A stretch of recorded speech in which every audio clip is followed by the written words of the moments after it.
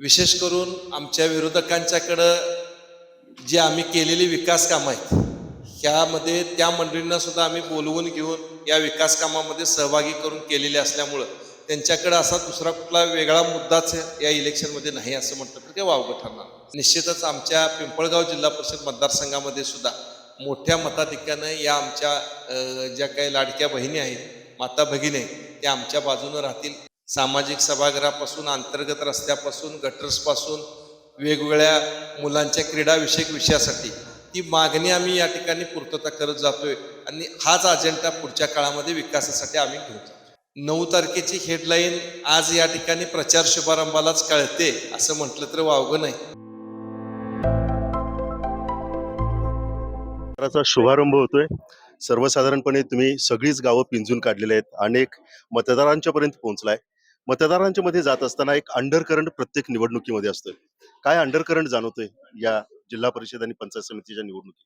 पिंपळगाव जिल्हा परिषद आणि आमच्या दोन्ही पंचायत समिती, पिंपळगाव पंचायत समिती आणि पुष्पनगर पंचायत समिती, या दोन्ही ठिकाणी गेल्या 2017च्या इलेक्शनमध्ये आमचे तिन्ही उमेदवार विजयी झाले होते.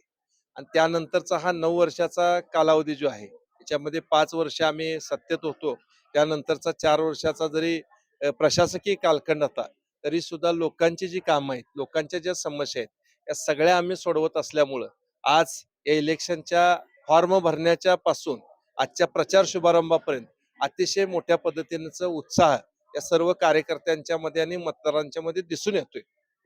सर, सर्वसाधारणपणे प्रत्येक निवडणुकीचे एक एक टप्पे असतात. अर्ज भरणे, अर्ज माघार घेणे आणि त्यानंतर खऱ्या अर्थानं निवडणुकीची प्रक्रिया सुरू होते. आणि मग त्या निवडणुकीमध्ये काही मुद्दे हे चर्चेत राहतात. तुम्हाला काय वाटतं की ही निवडणूक कुठल्या मुद्द्यांच्या भोवती फिरत राहील? विशेष करून आमच्या विरोधकांच्याकडं जी आम्ही केलेली विकास कामं आहेत, ह्यामध्ये त्या मंडळींना सुद्धा आम्ही बोलवून घेऊन या विकास कामामध्ये सहभागी करून केलेले असल्यामुळं त्यांच्याकडे असा दुसरा कुठला वेगळा मुद्दाच या इलेक्शनमध्ये नाही असं म्हटलं तर काही वावगं ठरणार नाही. सर्वसाधारण प्रत्येकच निवडणुकीमध्ये राज्यभरामध्ये लाडक्या बहिणी या गेम चेंजर ठरलेले आहेत. आपल्या या जिल्हा परिषदेमध्ये लाडक्या बहिणींचा कौल कोणाच्या बाजूला राहील?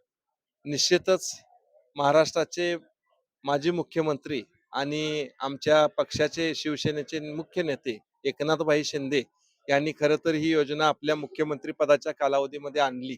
आणि ज्या महिलांना या ठिकाणी कधी खातं आपलं आणि या खात्यावरतीचा आपल्याला मिळणारा हा बॅलन्स, याच्यावरतीचं जे काही पैसे यायला सुरू झालं, तेव्हापासूनच खऱ्या अर्थानं गेम चेंजर म्हणून या ठिकाणी त्यांनी आपला हे दाखवलेलं आहे.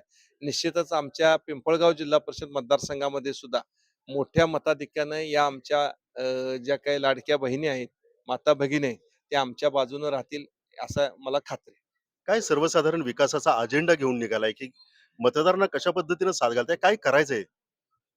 आमचा पिंपळगाव जिल्हा परिषद मतदारसंघ हा पूर्ण वाडी वस्तीचा आहे.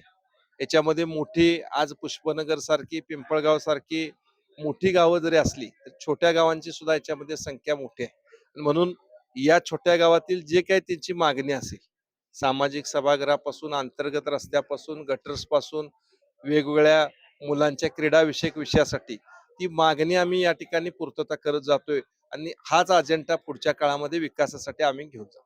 शेवटचा प्रश्न. 7 तारखेला निवडणुका पार पडतायत. 9 तारखेला निकाल आहेत. 9 तारखेची हेडलाईन काय असू शकते?